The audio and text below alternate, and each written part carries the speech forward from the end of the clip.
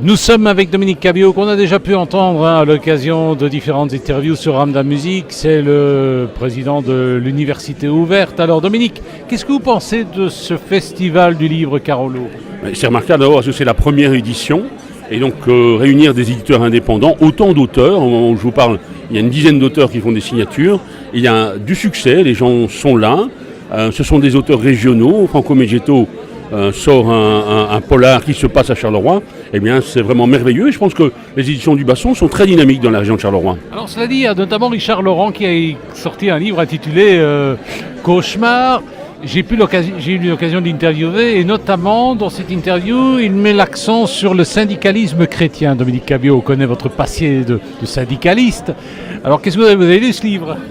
Je vais le lire parce que je sais qu'il y a une allusion effectivement à la CSC, on me l'a dit, et donc je suis curieux de découvrir ça. Richard m'a dit que ça faisait référence à une situation qu'il avait vécue il y a une trentaine d'années, et donc à mon avis, si c'est en tout cas critique, il y a prescription, il y a plus de 30 ans. Il y a plus de 30 ans. Cela dit, c'est vrai qu'à certains moments, le monde syndical, aux yeux du grand public, il peut paraître un peu opaque, non ? Oui, mais je pense que les syndicats sont nécessaires parce qu'ils sont un contre-pouvoir, parce que dans un moment de repli sur soi, où la droite cogne, où les droits des travailleurs sont remis en question, on voit que c'est difficile pour les uns et pour les autres.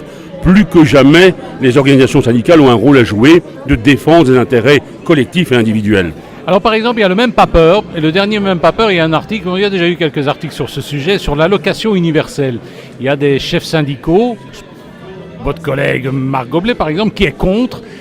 C'est quand même une belle idée. Votre avis en tant que syndicaliste ? Eh bien, je suis partagé parce que j'ai lu, effectivement, Marc Goblet s'est exprimé dans le cadre d'un colloque organisé par l'EMR. Et vous avez ce dossier qui transcende le clivage gauche-droite. Vous avez des gens de gauche qui sont pour et qui sont contre, et vous avez des gens de la droite qui sont pour et qui sont contre. Et je puis vous annoncer que dans les mois qui viennent, il y aura une initiative qui sera prise à Charleroi pour organiser un débat assez complet sur le sujet.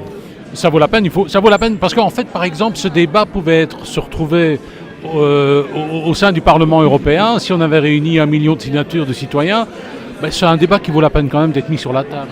Le débat doit avoir lieu. À titre personnel, je suis plutôt contre pour toutes sortes de raisons qui sont un peu celles exprimées par le sociologue Matteo Alalouf. Mais je dois vous dire que je suis interpellé par ce que je lis et qui est favorable, et je crois effectivement qu'il ne faut pas se faire une religion, une doctrine sans avoir eu le débat. J'ai lu ce qui s'était dit lors du colloque organisé par l'EMR, par le centre d'études Jean Goll, et je pense que ce débat doit être mené.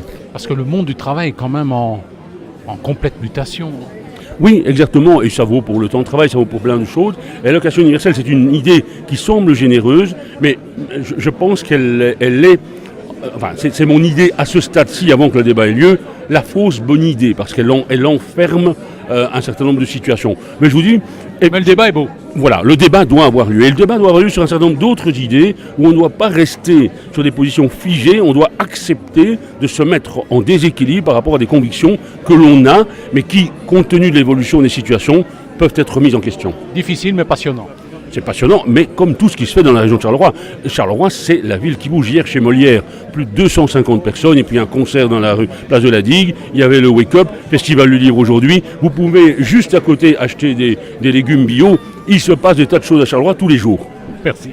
Nous sommes avec Didier Ocula, écrivain, notamment aux éditions du Basson, scénariste, une bande dessinée qui sortira bientôt sur le Tour de France. Alors, nous sommes...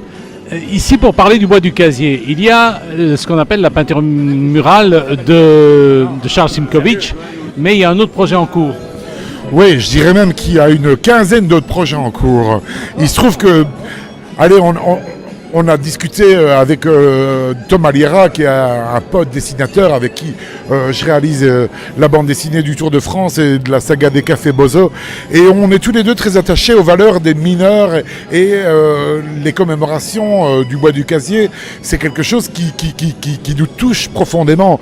Donc, en réaction à la peinture de Charles Simkovitch... C'est pas mal, ou alors peut-être un peu passéiste.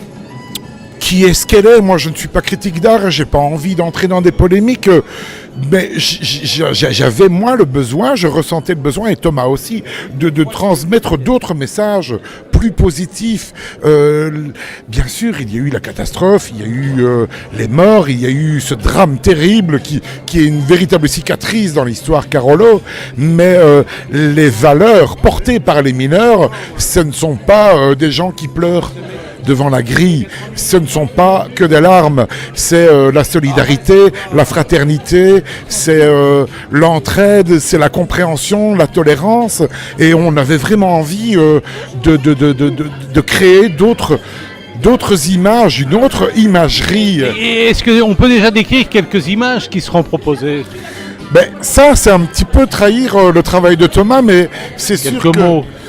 Ben, en quelques mots, c'est intergénérationnel et on a un dessin par exemple d'un enfant qui lit une histoire et le livre est éclairé par la lampe du casque du mineur et le slogan qui se trouve en dessous de ce dessin dit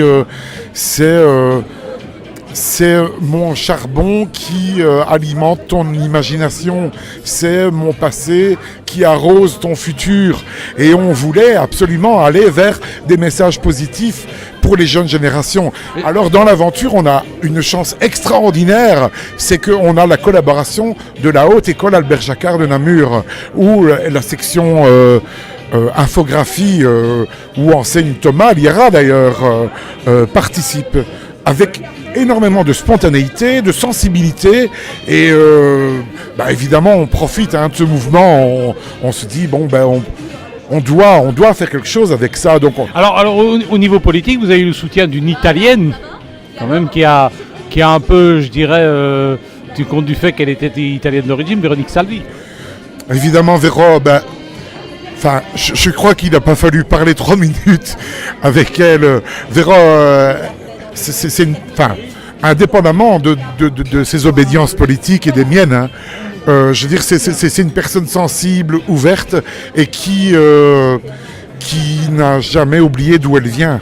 Et ses racines, finalement, c'est notre terreau à nous. Donc c'est quelqu'un qui peut quelque part symboliser le message qu'il y a à transmettre des anciens mineurs, quoi. Donc mais on a énormément de chance, hein. Alors une question que j'ai envie de te poser, Didier, c'est que tu es d'origine italienne, mais il y a un petit peu de tout chez toi. Je suis un mixage. Mais enfin, il y a le côté italien. Est-ce que les Italiens, ils n'en ont pas un petit peu marre à un moment donné de voir leur réputation toujours limitée à ces Italiens qui sont venus en 1946, presque à la manière de la chanteuse là, de Souda, avec la valise en carton et tout. Est-ce que ça vous énerve pas un petit peu?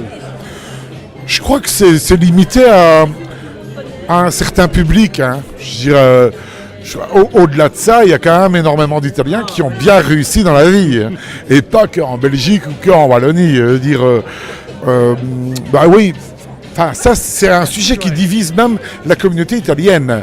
Parce que j'ai des Italiens qui me disent on a ras-le-bol cette image. Évidemment qu'on en a ras-le-bol, mais je veux dire, même dans les gens de souche italienne, il y avait dans chaque famille le mouton noir qui ne mettait pas d'argent de côté, qui ganaillait, qui en profitait un peu de la vie. Et à côté de ça, il y a ceux qui ont investi intelligemment. Et oui, ça c'est le fameux misérabilisme dont on a déjà parlé, toi et moi, et on est au-delà de ça. Ici, on est vraiment dans la commémoration non seulement des mineurs décédés au bois du Casier, mais aussi on est dans ceux qui ont vraiment fait un don de soi, un don de leur personne pour leur travail. Et les valeurs principales qu'on va transmettre avec Thomas, c'est la solidarité, l'entraide, la fraternité. C'est ça les messages importants, n'en déplaise à M. Simkovic.